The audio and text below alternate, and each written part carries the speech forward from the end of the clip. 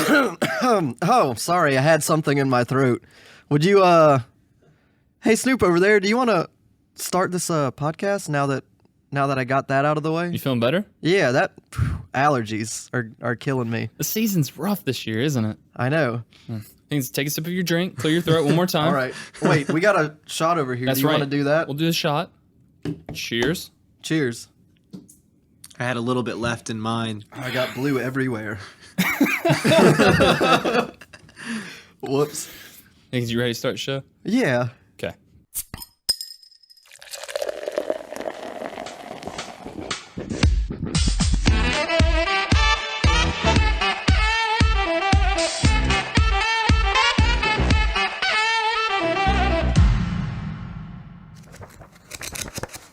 Welcome everybody to Comrades, Cocktails, and Comics, the show where we get together, we drink together, but most importantly, we read together. My name is Snoop Lynch. My co-host, he's here. His name, Higgins Higginsturm.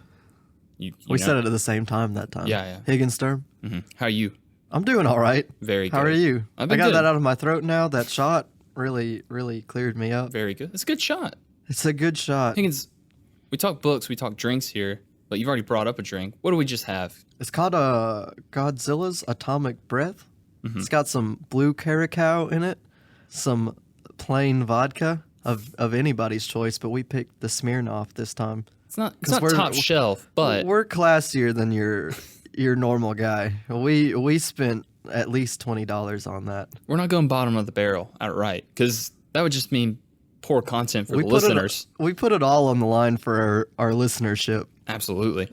I can tell this is a classy book club just by the fact that y'all got Smirnoff. Very good. Higgins, you just hear that voice right now. Yeah, Who is that? that's your buddy and friend that you work with. Yep. We do things. His name's Tyler, which we're not going to get confused with because no one calls you that. No, I'm Snoop on the podcast forever and always. But yeah, as you said, this is Tyler Shook. Nice to meet you guys. My name's Tyler Shook. I work with Tyler, as I call him. Yeah, we've met before. Yeah, but I'll call him Snoop for this, or just Lynch. Huge Godzilla fan. Been a big Godzilla fan since I saw the 1998 movie. I had it on VHS, and I took it so far as to bring my Godzilla collection to show and tell in third grade, utterly crushing any chances of young love as a child, I'd say. That third grade smooching. Yeah, no third grade smooching when you got Atomic Breath, man. You got that toy, though. Yeah, this is the one I actually brought in. This is Burning Godzilla from Godzilla vs. Destroya. It's the first Godzilla toy I ever bought. And when I sold off my entire collection, I kept that one because I was like, it's got some sentimental value to me. Yeah, because that's the one you practice kissing on. Exactly, and I've practiced other things, but this is a E-rated show, as I heard you say earlier. Mm-hmm. So we'll just leave that there. Fuck. We'll keep it E-rated. Well, fuck? All right. We broke that fourth wall. And then on the other side of that shot, there's also a splash of lime and club soda. You can like fix that in post, right? Where it's all together. Sure, I've got plenty of time to do that. All right. Yeah, but as you said, club soda, curacao, lime juice, vodka. I'm gonna throw the recipe up there in the description notes, so I won't have to get into all the detail. But yeah, it's pretty good. It's my favorite drink of the night because we got one more, but we'll talk about that later. So we've obviously got an expert here. We've got a guest host that knows the most. Mm-hmm. As he said, he's a diehard Godzilla fan. I know because he said he liked the 1998 movie. So I'll be honest, it is a steaming pile of garbage, but it is a wild ride, I'd say, you know? Yeah, it got you started on your journey. It did. And that's what got you here, which we're happy about, because honestly, me and Higgins don't know anything about Godzilla past this book that we read. Luckily, it didn't take half a century. Well, this has got a good bit in it. I could tell, Tyler, you didn't know much about Godzilla when I was telling you at work yesterday. And I would say like one small thing, and then I would just go on a tangent of just Godzilla info, and you just looked at me like, please stop. I'm perfectly fine with it, though, because honestly, I didn't know how deep into this you were. Because we talked about you coming on the show, and we're happy to have you here. But it's good, because I'll be able to talk about this book, but that's about it. So I'm glad you'll be able to throw in some extra stuff in there, you know? Give the listeners what they pay for. I mean, they don't pay for it, but yeah, we'll give them a reason to. So we're reading Godzilla, the Half-Century War. Higgins, you picked this book last month. Yeah. Mm-hmm. What made you pick this one, you think? I did some Googling, and this one looked the most interesting and reasonably sized. And then I searched more, and there was one called Godzilla Gangsters and Goliaths, and I knew I made the wrong choice, but here we are anyways. Well, Higgins, we're still pretty early into our podcasting career, so mistakes have to be made. We'll get back to those gangsters later.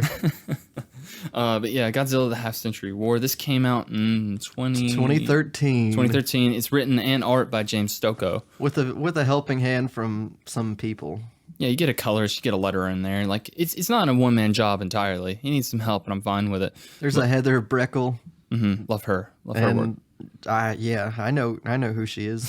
Do you guys really know who any of these people are? 'Cause I have no idea. I had never heard of James Stokoe before this book. All I've seen is that he likes his Godzillas, his aliens, and he's a sci-fi guy. He likes characters that are already created, so he doesn't have to do any work. Well, just kind of looking him up, he seems like I don't know if he's ever done any work from like the big hitters like Marvel or DC or anything, and that's probably why I haven't heard of him. But apparently he's written some other books for like Image, also Moon Oni Knight. Press. He wrote Moon Knight. He did illustrations on Moon Knight. Oh, that's cool. Did yeah. you just refer to Godzilla as not a big hitter? No, well, not. I'm gonna have to be careful. I don't want to step on any toes here. The biggest hitter, bro.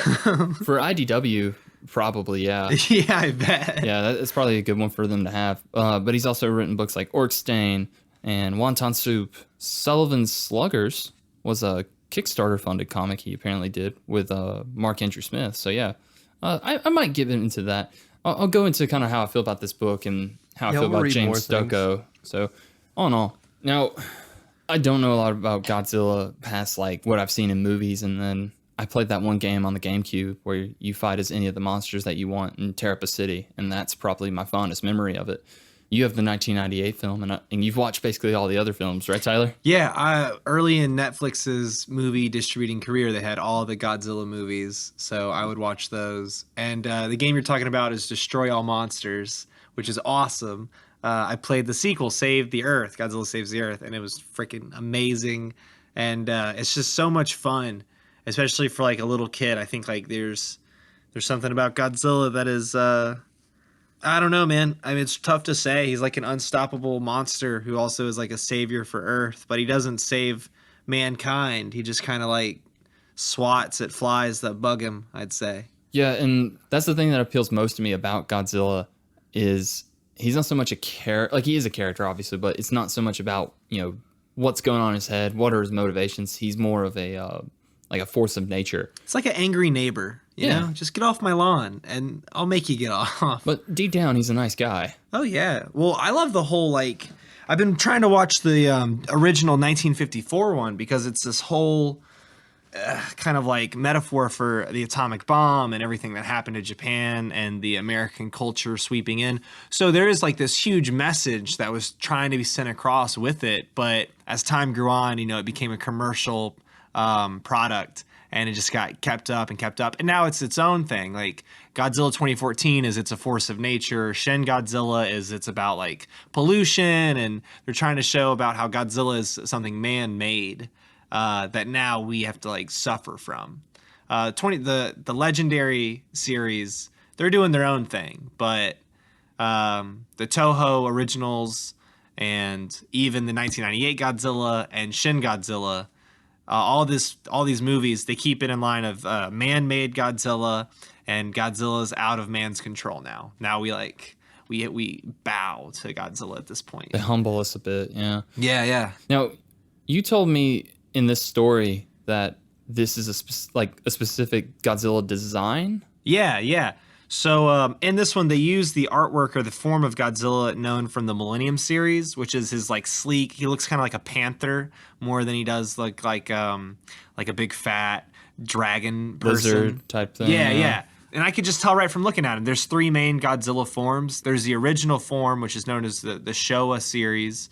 And then there's the Heisei or the Hensai. I'm not sure how they pronounce it, which is Godzilla 1984 to Godzilla vs. Destroya. That's its own And then, after the '98 movie came out in America from TriStar, Toho was like, "This is awful. We have to remake Godzilla because they've done such a bad job." And that's where we got the Millennium design, which is what we see in this. With all those ice crystals on his back.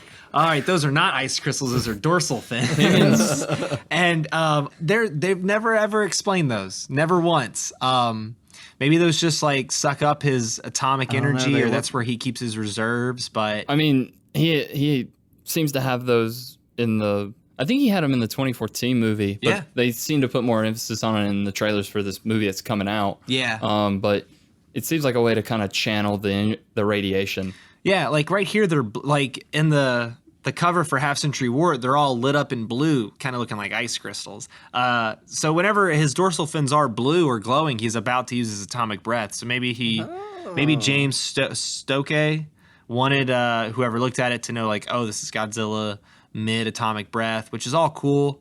But I just don't like this form because this is like the WWE Godzilla form, because that is exactly what the Millennium series was. You had Godzilla Millennium or Godzilla 2000, which was a good movie, and then you just had this like string of Godzilla versus Megaguirus, Godzilla versus Mechagodzilla 3, Godzilla Tokyo SOS, and then Godzilla Final Wars, which came out in 2004. It was the last movie until the Legendary movie came out, and they're good. You know, they're fun to watch, but they're just like WWE, like, in one side of the ring, Godzilla, in the other, another giant monster. And now we have so many giant monsters to talk about, which is, I don't know, I kind of like it. Yeah, I just like watching big cool guys do big cool shit. Oh yeah, I mean, isn't that what the whole point of the WWE is? That's the mantra for the show, because Higgins is just all about cool guys doing cool shit. He said it over and over again, and I think that's kind of what Godzilla has become, at least in the mainstream. Because I'm going to come back to the 2014 movie a lot, because that's my main thing to go back to as far as what I know about Godzilla. But it's one of the best. The last 30 minutes of that movie, it is as good as it is because it's just him fighting those two mutos or whatever they're called. And they kind of keep that in line with this book where, I think you told me the other day you don't particularly like the art style, but for me, the art is the strongest point of the story. Yeah. Because when it is just panels of him fighting monsters or the main character kind of like looking himself. Like, I think you like this more than I did. But I'm not a tough guy to please, but we're gonna leave that out of the podcast, so they don't know that. Yeah, I'll edit it out. So my opinion matters. Don't worry, I'll edit it out. It's fine. But yeah, I think you liked it more than me because I've never really been this is why I didn't like the 2014 movie as a whole. Is just I don't care about the human characters. It's just that I'll say one thing. This whole story, it follows this one guy. We'll jump into the story a little bit. Yeah. Ota Murakami. Yeah. And it follows his life through 50 years of following Godzilla. And I kind of like that aspect because that's the only way I could think of anybody like actually telling the Godzilla story. Because it's not like you're going to have like a first-person Godzilla story. You got to see it from the eyes of someone who's getting basically attacked by Godzilla. Yeah, and I absolutely agree with that. Like, you don't have a good Godzilla story by making Godzilla the only character, like the only main character in it. But I want to keep him a force of nature. I want him to be like this terrifying figure that is actually there to kind of like help out, but still is causing tons of damage. Like, no, honestly, Godzilla saving the day isn't necessarily a good thing because you know your whole city's going to get wrecked.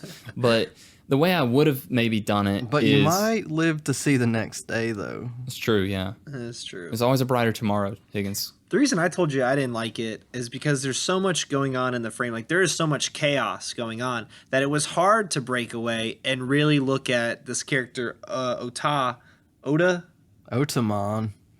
We're going to call him Murakami if I'm cool with the Oda. Man. I'm Japanese names are the hardest, but it was hard to really break away and just look at him when I'm so focused on everything else going on in the frame. Like when he was in Antarctica at the very end of it, that was when it was really just the easiest to be like, okay, what's going on with this guy here? I don't have all these distractions in the panel to draw my eye to.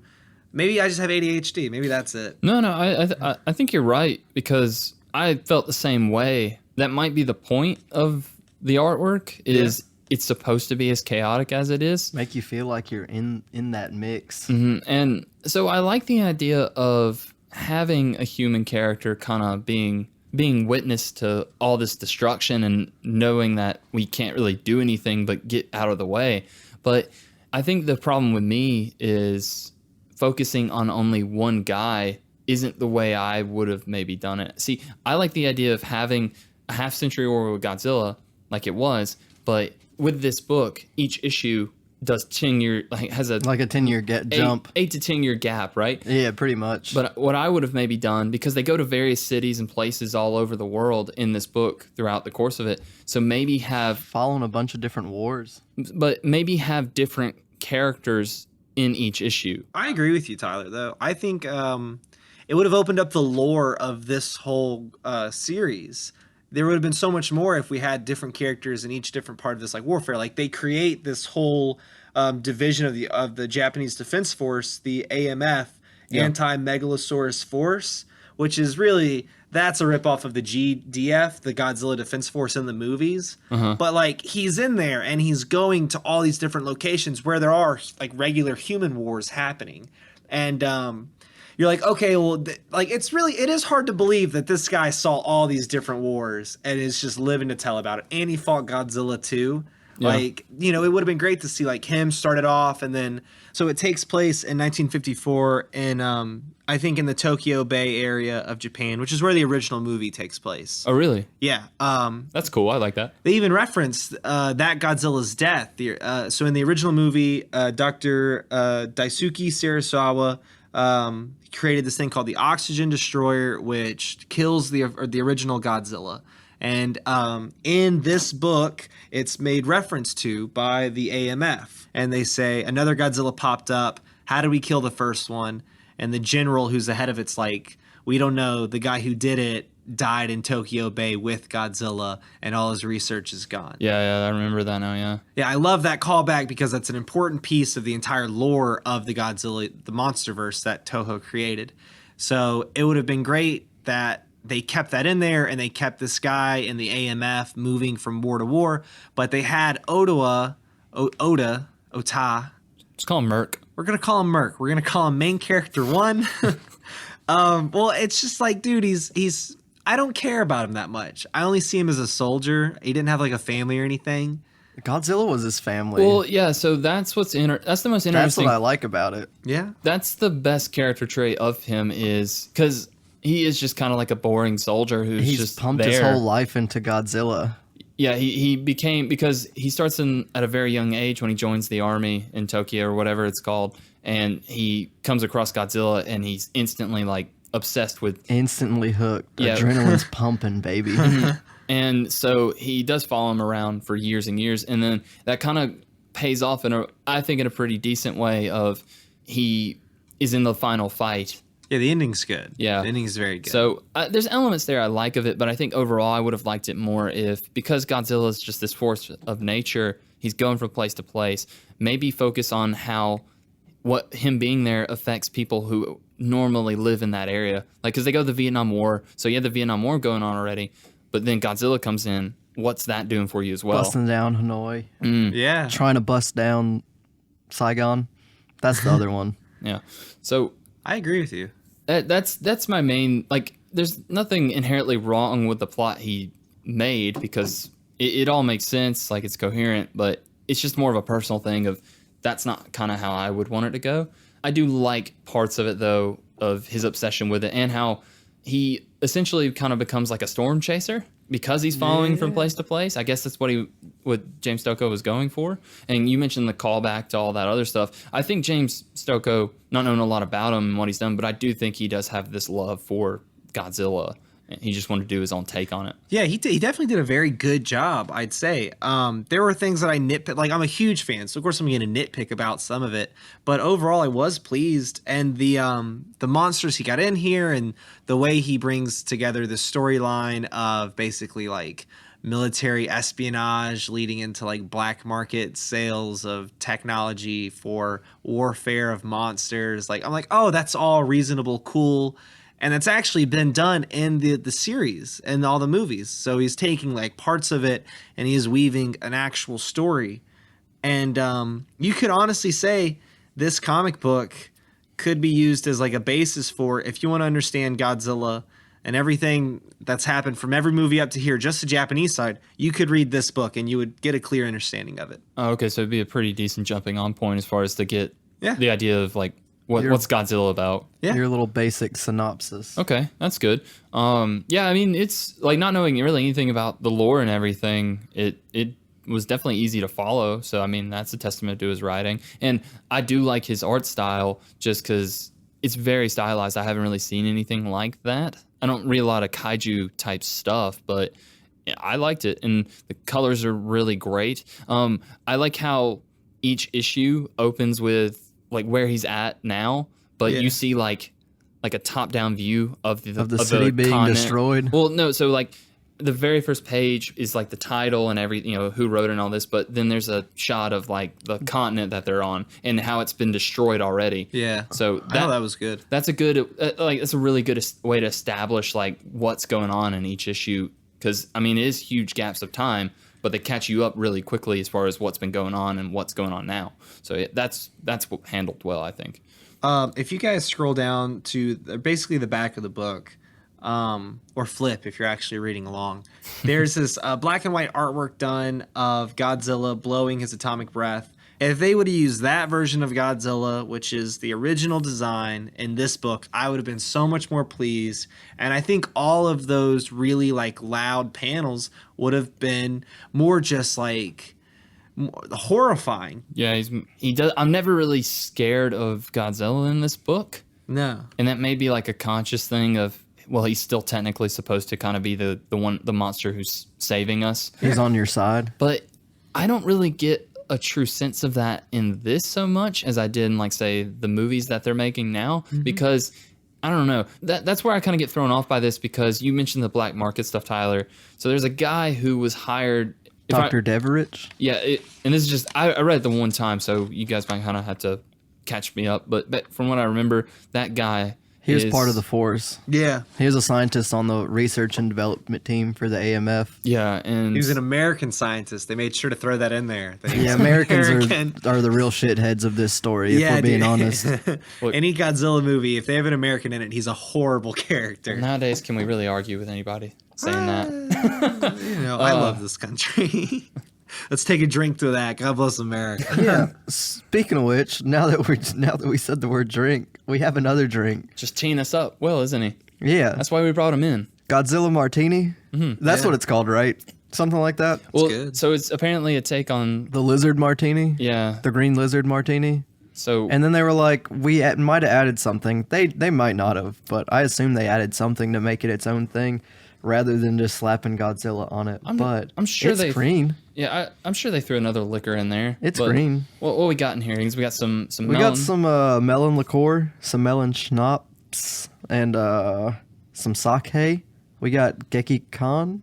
Is that right? Yeah, it's top shelf Higgins. Yeah, top See, shelf. I think we paid like $10 for it. We settled on the vodka, but we went all out on the sake because we never had sake before. So we figured if you're gonna do it the first time, do it right. Yeah, And- and then we got some nice coconut rum, Malibu. All right, we got the money. Now we can jump to the next part. Say it 3 times. They have to sponsor Malibu, us. Malibu. And then we got some orange pineapple juice, and you just throw a dash of that in there, and it just makes this kind of tastes like cucumber melon kind of deal. Melon's very strong in this. Yeah. Strong melon, But- not my favorite drink, but it's not bad. Who are we to argue with what Godzilla likes to drink? It So. tastes like one of those weird Powerade flavors. They have Yeah, at cucumber Publix. melon. Yeah, that sounds Luckily, like the a weird- cucumber's not in there. It does taste like Gatorade. Yeah, it tastes like one of like if they had a Powerade flavor called cucumber melon that never got sold and they just dropped the price on it. I don't want to be the guy that tells them, but Gatorade does have a cucumber melon flavor, and it is terrible. Well, if you don't Yeah. want to tell him, you should move your hand to the other side where it's Oh, blocked. I wanted to point it right at him. Wait. And it's in a microphone. I'm getting this weird vibe that Gatorade has a cucumber melon flavor. Just a feeling you have. Don't worry about it. But yeah, I'll throw the recipes for both drinks in the description notes. So if anyone wants to make these, go for it. This isn't my favorite drink, if I'm honest, though. This martini. Like, No, it's out of the many drinks we've made so far, it is 2 from the bottom. exactly. It's a real step down from the Dark and Stormy we had last month. I know, and that one was such an easy one to go for. Yep. But this is fine. Yeah, I don't hate it. And The shot was pretty good though. that's a good shot. Yeah, we'll probably have another one of those or another 2. Yeah, I don't know. We'll figure it out. However many Godzilla would have, we'll do it for him. Speaking of which, I was talking to a friend of the podcast, listener of the podcast, guest host of the podcast, Steve Kiker, Oh yeah. and He's not here in the background this time. Normally we'll have him here. We wanted to mention that this Godzilla has some meaty thighs, some real thunder thighs to match that lightning breath that he's got. That's true. He does. Do you think that they based the design on the new Godzilla in the movies on this? 'Cause From that Nicki Minaj music video, the Anaconda Don't. That Anaconda Don't. it's a mix of that. Yeah. So, it starts off where he's just like, I remember it's his journal. So it's clearly somebody reading through his journal, and he's talking about the first day he saw action, and it was basically an atomic beam blasting through a building, and then Godzilla's foot, the cliche reveal of Godzilla. It's so cliche. I'm a sucker for that though. Like, Yeah? it's a good. See, for me, it's always gives you a good sense of It's scale. like, ooh, he's here. No, well, he's here and he's big. Yeah, because the new Godzilla, I really like that design, but it's just because of how massive he seems on screen, and this is Yeah. the same thing I get here. And like, he's exactly what I expect from Godzilla. Like, they're hitting him with tanks, and it's an annoyance more than anything. Yeah. Like, he could just walk away and keep going, but he's like, you know what? They pissed me off. I'm gonna hit him. It's like a little gnat just hitting him. It really is. In the first movie, actually, his reveal was him coming over a mountain. So you see like this little bit, and then he just gets bigger and bigger and bigger. And I always see the foot reveal, man. I'm so over the foot reveal. I want to see him do something different. But I totally understood that they went with this because of that whole scale. And you even see like the cars he's crushing and the buildings his big thighs are smacking into because there's not enough room in the road Yeah. for this guy to walk down. Them all meaty thighs. His meaty thighs. He'd be yeah. so thick, yeah. Yeah, so I actually have a question about that first issue, because this is the only one I think where he's there in the city, he's tearing stuff up, but we don't know why. Well, no, because this is before they know anything about him. Yeah. And with him following it through like the course of his life, he starts figuring out patterns.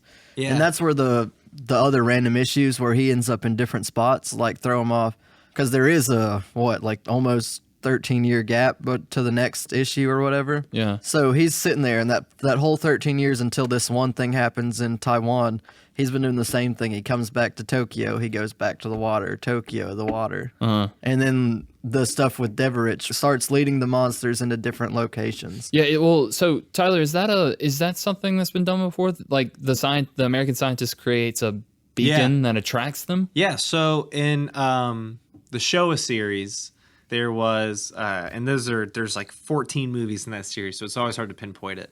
But it was always about aliens coming to Earth and trying to create machines to either control the monsters, to obliterate the Earth, or bring new monsters in. So I can see where he pulled from. Now, in this one, though, he says the colonel. So he says there's a new Godzilla, or we're going to be in this Godzilla force. And the guy's like, I thought we got him. And he's like, yeah, that one's dead. But there's supposedly either he didn't die or there's a new one, and they're tracking him. Okay. So they're basically tracking him around for 13 years. And then he gets called to Vietnam in 1967. He has changed his patterns. Godzilla is no longer going back and forth from Tokyo to the ocean to like little parts of Japan. They're dealing with the American army, who is also fighting a war at that time, I guess. I don't know when the real Vietnam War happened. That sounds about right. 1960s. It sounds I'm pretty about sure. Yeah. We're all dumb, apparently. We don't know when it I did history one time, but like I didn't have to do it in college. So You didn't, like you did it, but you didn't do it hard. So didn't do it hard. Didn't do hard history. didn't. So Vietnam, 1967. Godzilla changes his path. He's now in the war zone, and lo and behold, Anguirus, another monster, pops up out of a mountaintop, out of a side of the ground, and they fight. Oh yeah, that was so tight when when Anguirus comes out of the woodworks. Yeah, You just don't even see him because like what Dr. Randall? the Scottish guy. Yeah, I think that's his name, Dr. Randall. I'm looking. Wait, this is the turtle, isn't it? Yeah, Doc Randall. No, he's not a You turtle. keep arguing about No, this. no, it's like the Ankylosaurus Yeah, he's an From, like- Ankylosaurus, bro. from like dinosaurs. You know dinosaurs? Like they happened back in the day. They might have had feathers, but you They're know called dinosaurs, dragons right? in the Bible, bro. But he's got a shell. No, Yeah. but like he's like a dinosaur. All right, Is a porcupine a turtle? Yeah. Because he's closer to a porcupine. I'm gonna call him a turtle. Okay, All right, you the call him a turtle. He comes So, out yeah. of the side and Yeah, he comes out of the ground. Cool thing about this Scottish doctor, I'm trying he to figure loves out. drills. What's his name? Did you say Doc Randall. Doc Randall? Yeah. So those machines he creates, those are the classic military is gonna fight Godzilla. Pierces his skin. Yeah, those are the classic like tank looking things that have been in every single movie. It's been those like TV antenna looking things, and they shoot like electricity, and they never work, but for some reason they keep using them.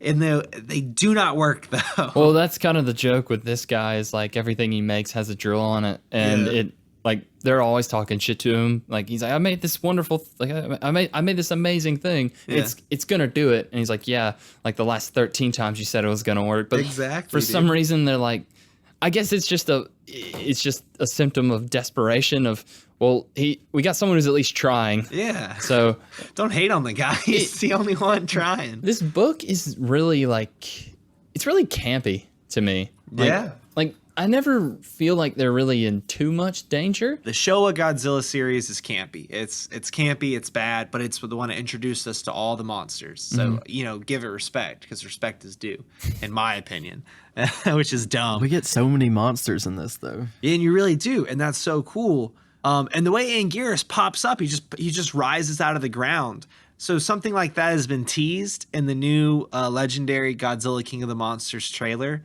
And I haven't seen the newest trailer that Tyler told me about, and I don't want to watch it. Yeah, no one watched that. It gives I away don't the watch trailers. well, the newest trailer for the movie gives away the entire plot, so don't watch it. But I think Anguirus is gonna be in the new movie, because you see this like mountaintop erupting and little like spikes coming out of it. That would be fun. I think they'll throw in at least maybe if it's not him, I think they're gonna definitely throw in at least one more surprise monster. What if they throw in everything from the story, like the oxygen destroyer or the secret weapon that killed the first Godzilla? They throw in the whole device that is like a beacon for the monsters that makes them get upset and angry. Like, there's not much to pull from in a Godzilla story. Well, there's elements of kind of like this fighting force that's in the new movie and stuff. Yeah. So like they might be pulling a lot from because this is a pretty popular book, I think. That's why Higgins it popped up on your It radar. popped on the top, and people were pretty happy with it. Yeah, and I think a big part of that is kind of what you just mentioned, where there's a lot of fan service with this, I think. Yeah. Because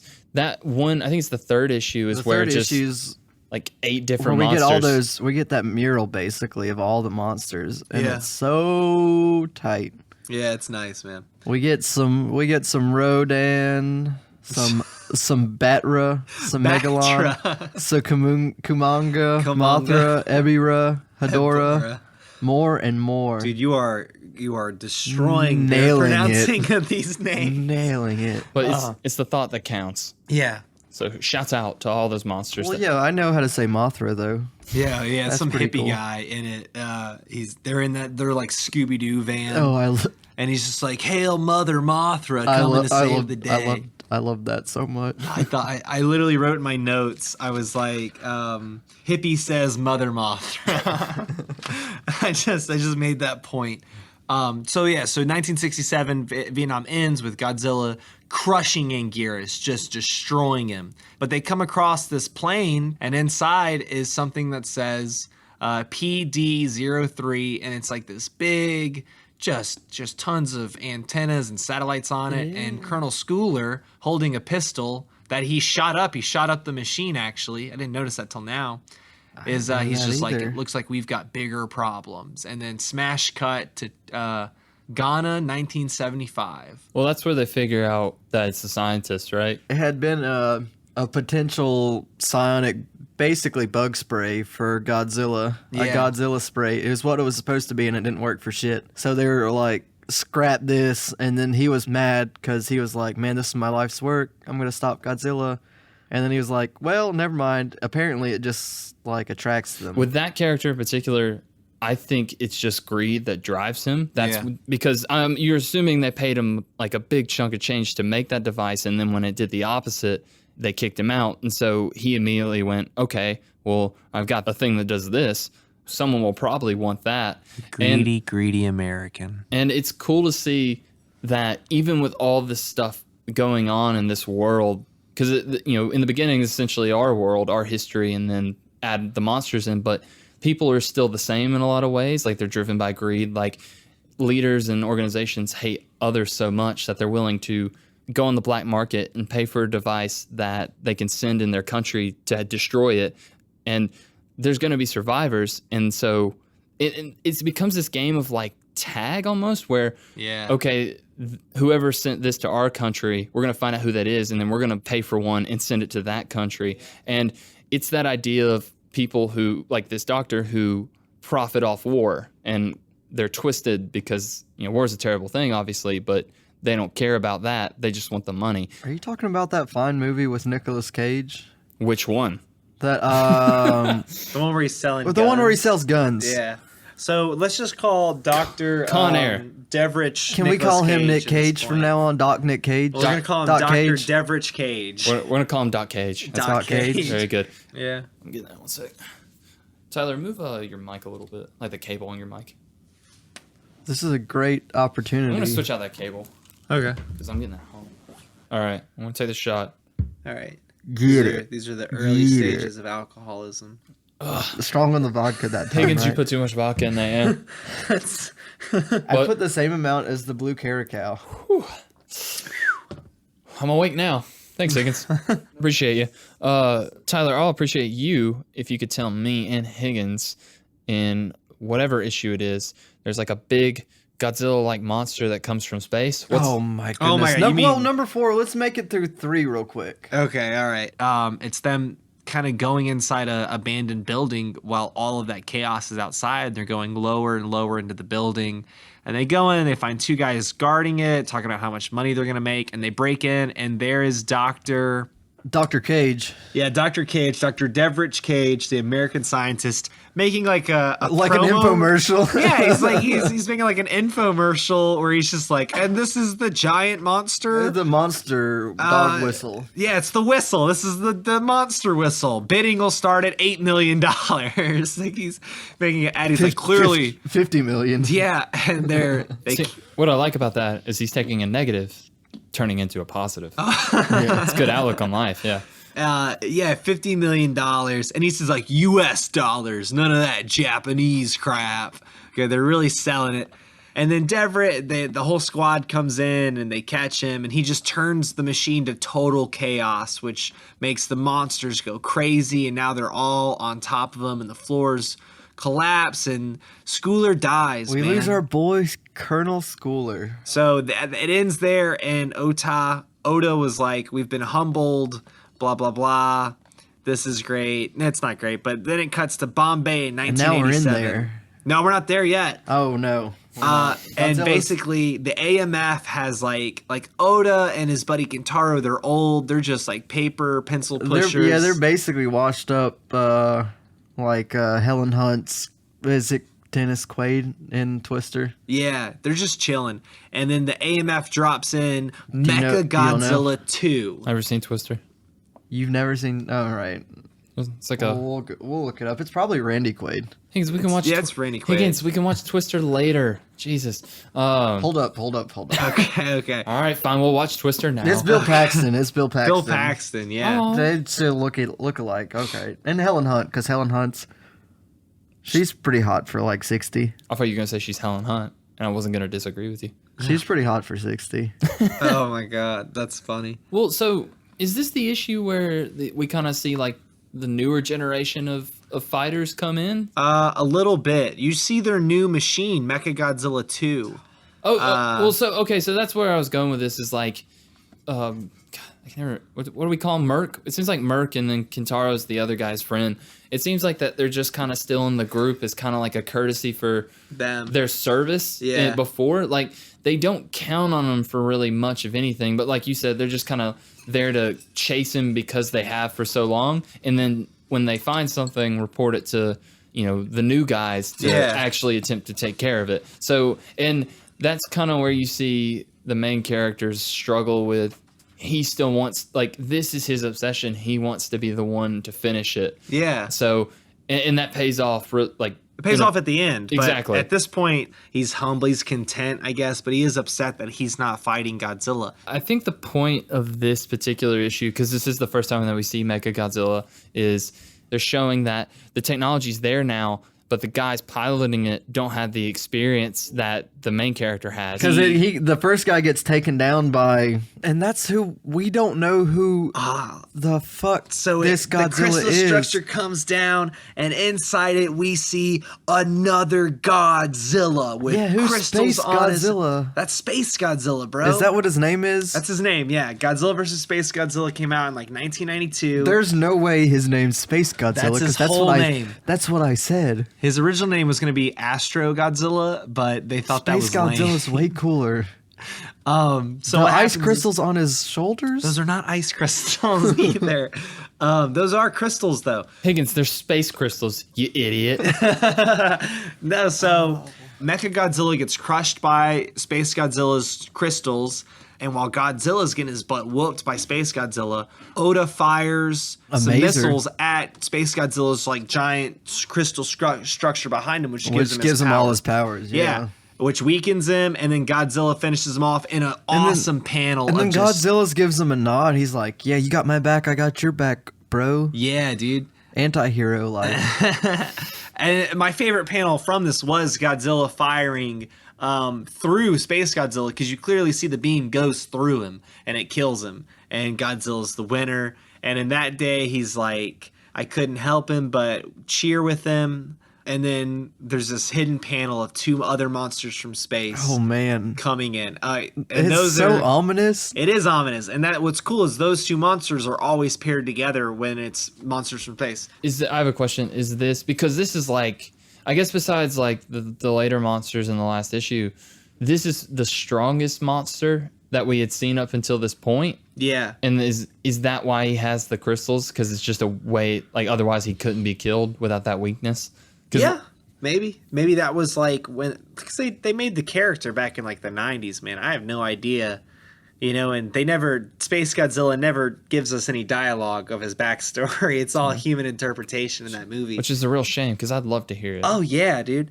But he's got like all these, it's just cool, like kaiju movie camp. It's a great design. I think like I knew a little bit about as far as what most of these monsters look like. Some I didn't, but this is the one that really stood out for me. It's just it's just really. Did you not know Space Godzilla existed? No, I had no clue. I knew Godzilla and Mothra. Those were the only two. Space Godzilla. I came into this blind, and I loved every minute of it. That's awesome, man. I'm glad for you guys. Yeah, I mean, I think what really stood out for me as far as this creature is, I think the coloring is really great with his design here, because a lot of this is red backgrounds, like a lot of smoke and fire, and so you bring something like this in that has that just bluish like it's all over him. He's got the little like golden crown thing. Like it's really cool to see. So that was like a standout for me. If you look at him, he's got these pincers on the side of his face. Those are a part of Biolante's design, and so is like his chest cavity, like how it looks all like organic and whatnot. And then his, like he is, it's so cool. And he's actually one of my favorite monsters. I used to have his action figure too. And I waited a long time to get his action figure. I actually sold it, so I guess I feel bad now. But he's really cool. And the way he dies in this is the same way he dies in the movie. They take out his crystalline structure, which gives him powers. And in the movies, and not really in this, but he has telekinetic powers. Well, that makes sense, because I had no idea what that There's a couple panels like that where, and I think that's this comic as a whole because I've been reading up on it as we go, and apparently James Stokoe is just really into all this stuff, like same as you. Yeah. And so I think that's what this comic is and why it's so well regarded. This is a Godzilla fan's comic first and foremost, so maybe that's why a lot of it goes over my head. But I think I do enjoy that where you get stuff like this where I just saw in-game, which dates this podcast, but whatever, it happened. But without spoiling anything, that movie and for Godzilla, this comic is just a huge payoff for people who dedicated their time to learning all this stuff, and that's cool to kind of have you come in here because you're obviously real close to it and hear about all these little details that were thrown in that I would have never even picked up on. Yeah, man. Well, that's awesome. But there's so many details that were left out. There's only so much you can put into a 5-issue run, though. Well, that's why I'm saying I wasn't pleased with it. And that's because, like, I'm a huge diehard Godzilla fan. So if you're going to show me something Godzilla, I'm already going to judge you for saying Godzilla. And I'm like, oh, what's he know? And then, like, it is good, but they leave out so much. And the fact that they used the final Godzilla design, the Final Wars one, was me being like, oh, this is a commercial product that they're just pushing out the most recognizable Godzilla, I guess. But they did a good job. And you guys should look up Biollante right now, just on your computer. Just look up what Biollante looks like. Love her work. Love her. The new album she just came out with. Biollante. Fire. She wrote that song. I think I spelled it right. If you love it, then put 17,000 rings on it. I don't know. That's a lot of rings. Well, she's got a lot of tentacles. You got to account for that. Yeah. I almost spelled it right. Biollante. It's Biollant. Yeah, I was close. I was pretty close. I had the B's and the L's and the T's and the E's. Are you seeing it, Tyler? I'll be honest, I'm not looking at that. I'm looking at things about James Stokoe. I want to know what he's about. What makes him tick? Yeah. We're coming into the last issue, the final finale. Some would say it's the only finale. But the finale was pretty tight, if I have to say. Like, as far as following a human story through Godzilla, they nailed the ending. They really did. The ending's real strong. I'll give you that. Like the first issue and this are really strong, and it's interesting because it didn't go the way I thought it would go. Because this guy's been like, this is all he thinks about. He's old now too. Yeah, he's real old. He's given up his whole life to this mission. Well, this has ended his life because there's hints of it basically, and it's small, but. He's sick. He's sick, and I believe the reason is because he's been following Godzilla. Because the irradiation and everything. But he is just so into this that he didn't care. He probably noticed it early on. He's like, maybe I should get out. But he's just so far gone that he's like, nope, this is what I'm doing. And so he wants to go out on a high note. And he's already like, I made it through Y2K. This is 2002. Yeah. I can't do much else. It opens up. It's the end. Like every single one has had a location. That's what I did like. The Earth. Yeah, dude. It's had an overview of the landscape of that location and a date. And the ending is 2002. The end of the world is its location, and the whole land, the whole Earth is not the whole Earth, but a lot of it is visible, and you see the destruction all over it. And what he says is great. It's so here we are finally, nearly 50 years after man dropped the bomb and Godzilla crawled out of the ocean to change the face of the world forever. It seemed inevitable that it would end up looking like this. And you just see Earth, basically, it's devastated, man. There's fires all over it, I guess. And then it cuts to them in Antarctica, which is like all those transmitters, because they're trying to get them there. And you're like, oh, that's a smart idea to have all these transmitters in like a place without people. Exactly. Who told James Stokoe bring us? Who are these baddies from space that we saw flying past Jupiter at the end of episode? I know one. 4? What's one of them's name? I don't know why I'm raising my hand, but I know one. Wait. Snoop's raising his hand. Let me hear you say its name. What do you got? All right. What do you got, Pooh Bear? Describe the monster. I'm not. Who do you got, Pooh Bear? Oh, you let me get there. Jesus. What? I don't know why you called you Pooh Bear. Hey, Pooh Bear. Pooh Bear, tell us what it is. So, I didn't know this. You said the monsters earlier we saw in space, they come together. I didn't know that, but I do know that one of them is, and I'm going to say it wrong, King Ghidorah? I'm saying. Keep trying it. No, I'm sticking with it. I'm good. But he's the three-headed dragon that spits lightning. It's King Ghidorah. Ghidorah. Can you spell it? Yeah, I can. King space Ghidorah. You did the easy word first. King Ghidorah. Let me Google search it real quick. So these two monsters are King Ghidorah and Gigan. Gigan is the one with blades on his hands, and they do a good job that they're monsters from space coming down to wreak havoc. And they're bad dudes. And they're bad dudes. They're both bad. And Godzilla's like, I love Earth, but he's getting beat up hard. And now it's Godzilla versus Gigan and King Ghidorah, and he's getting smacked. This is like the best fight by far. Yeah, it really is. Higgins, you were right when you said this is kind of like a picture book. I think you could, I mean, maybe not like the very beginning, but I think you could read this book without any dialogue and still more or less get the picture of it. That's what I'm saying. The strongest point for me, again, is the artwork here. And this last issue in particular, he just kind of gets to go. Like, I think this is the best fight for me because there's just there's 3 monsters and then, like you said, Mecha Godzilla. But because there's only 4 characters or 4 creatures in this fight, like, it's easier to follow, I think. It's easier to show the fight and it's more impactful, at least, I think. So yeah, like you see every big crunch, every big bruise, every move matters, I think. Yeah. You see Oda working with Godzilla, who's been fighting this whole time. He's formed a relationship with this guy. Yeah, that's so cool. It is. It's so cool. So Godzilla's clearly getting beat back, and then there's a moment where Gigan is swooping in for a kill, and at that moment he unloads on him, and Godzilla gets up, and they make this kind of like nod at each other that they're gonna fight the guy together. And then they both team up and they do the dual blasting where I love that scene with them both standing there loading up. Yeah, and then with the masers and the atomic breath. Yeah, man. And King Ghidorah gets back up, and then there's a timer going down for this black hole thing. It shoots off, and Mechagodzilla 3 or Oda, we'll call him Oda because that's who's piloting it. Wait, that's what's important. I thought we were calling him Merc. We need continuity here. Okay. The Japanese guy who's the main character of this whole story. Yeah, that's what we should call him. Yeah. Much easier.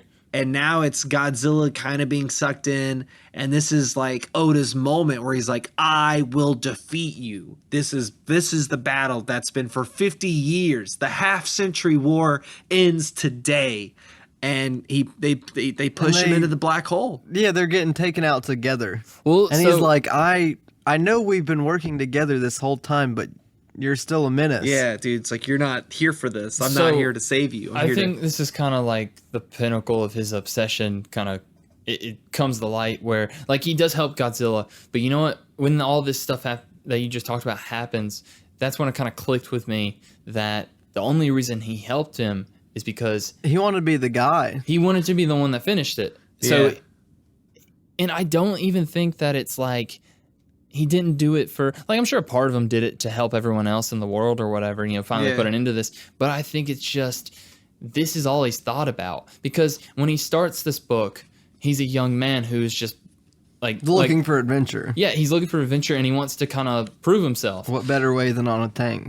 Yeah, and so this is what he picked, and he's like, I'm going to follow this through. So yeah, that's his moment. He doesn't care what happens to him. He's taking it and then pushes him into the black hole device. And you see the black hole implode, basically. Yeah. And you see the book, finally, 1954 to question mark. I did like the ending, more than I thought I would. That there's another one. I think it's kind of fun because the reason I liked it is because they ended it with this guy that we've seen through the 50 years. They ended it so well that I'm okay with there being another version of this. There can be another 50 years if it needs to be like that. There could be another Japanese guy who becomes obsessed with There can be another Nicolas Cage who sells out. But just living on the edge. We've made it to this end, and can I ask our no, if it's okay with you, can I ask our guest host, Tyler Shook? Yeah, what's up? What kind of rating would you give this book? Wait, hold on, are we at the end? We're at the end. So no one's got anything else to say. Well, hold on. I just want to say, see, Higgins, you didn't think about his needs and his wants, but you want something from him. This is my. I would love to give this a good like be joyful and give it a 10 out of 10 and be No, happy. no, but I'll give it a 6 you- out of 10. You've heard our ratings though, but No, I You're not familiar with our rating system. So our rating system, Tyler. just something within the comic. Oh, dude, I'll give him 8 Nicholas. I'll give him 6 Nick Cages out of 10. There That's it what I'll is. give him. All right. There it is. I'll give him 6. I'll give him 6 Mothra Vans out of 10, actually. Oh, wow. And this is So that's 10 cages and 6 Mothra Vans. and 5 Godzillas out of 10. Wow. They should put that on the cover of the book when they re-release it. All right. I can do that. But what I didn't like is that when I flipped through the end of the book, I saw this other artwork, and once again, that's the Hesse Godzilla, a much better design that they could have used. Well, I think the issue comes in with that is where this guy reading up kind of about him and through the episode and hearing what you have to say, I think that you guys are slightly different fans. So I think the reason why this stuff is the way it is because this is what he likes. Yeah. And this is what he obsesses over. And all the stuff you just said, like, that's your thing. Yeah. So that's kind of where the issue comes in. It's almost that thing where you'd think that him being such a Godzilla fan would be perfect for you, another Godzilla fan. But we're fans of different parts of it. There's slight deviations, which Yeah. is it's fine. Like, I forgive him. yeah, and I think that's what it sounds like is that all the other stuff in here you seem to really like, Yeah. and like you're like, oh, this is from that, this is from this movie, this is where they this is an homage to that. So I think it's like overall, it seems like it's a pretty big payoff for people who follow this like you do. Well, it is, because all the fight scenes and all the like story elements are great.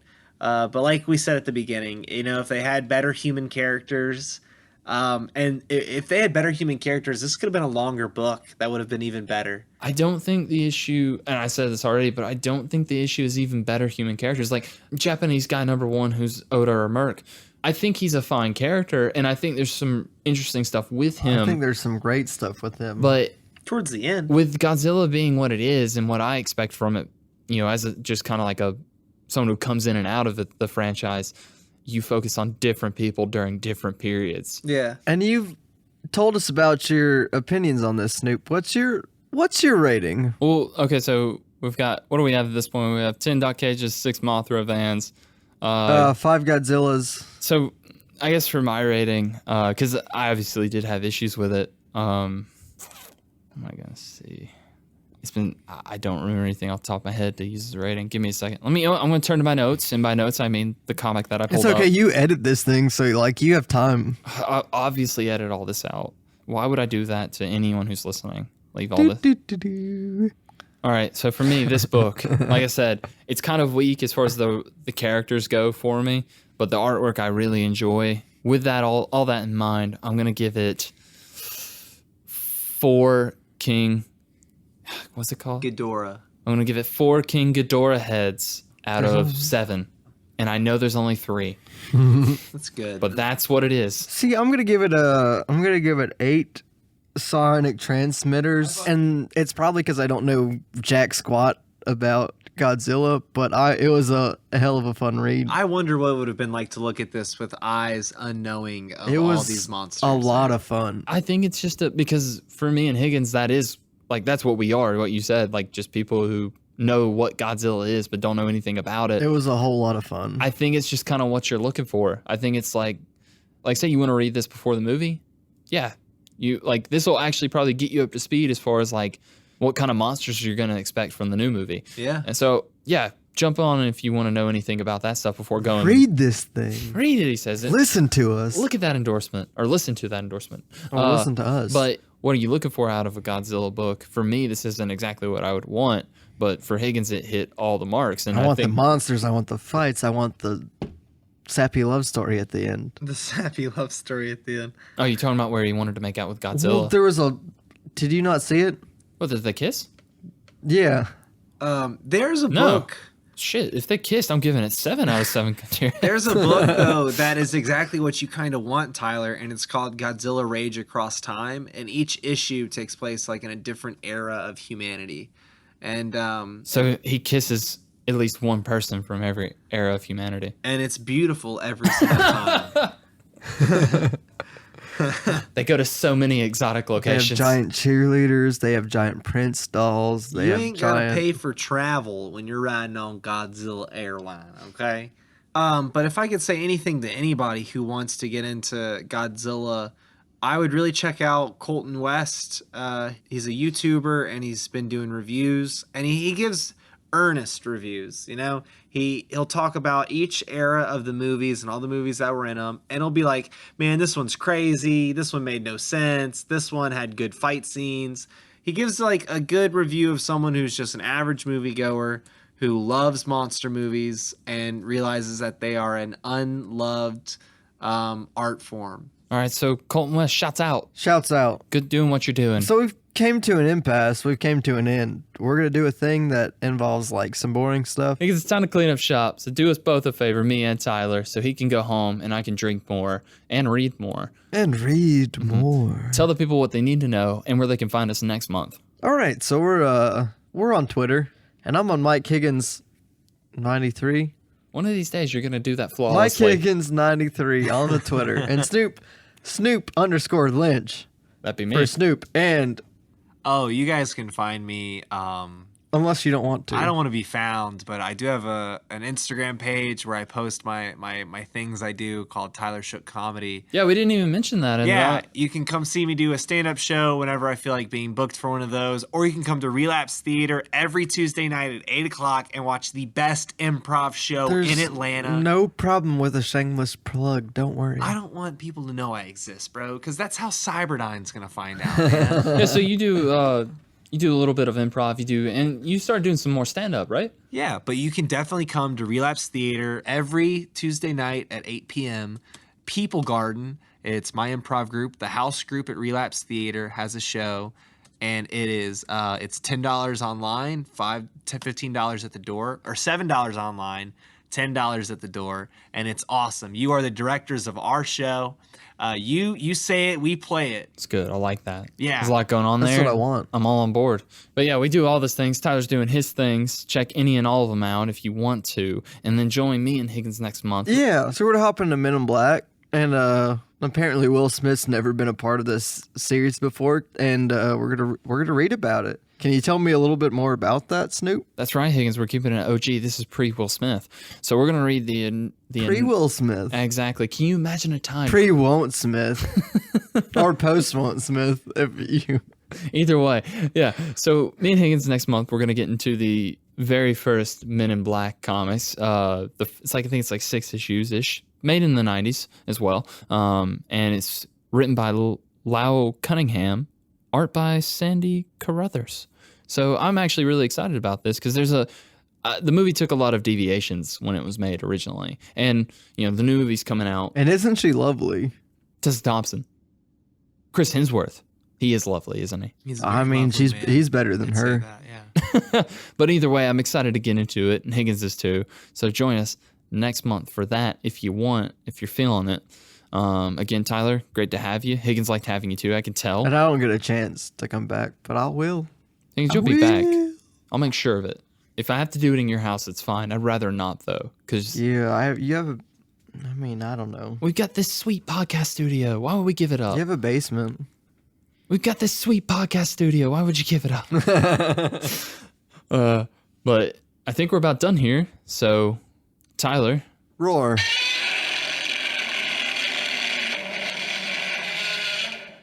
I farted, guys. I'm sorry.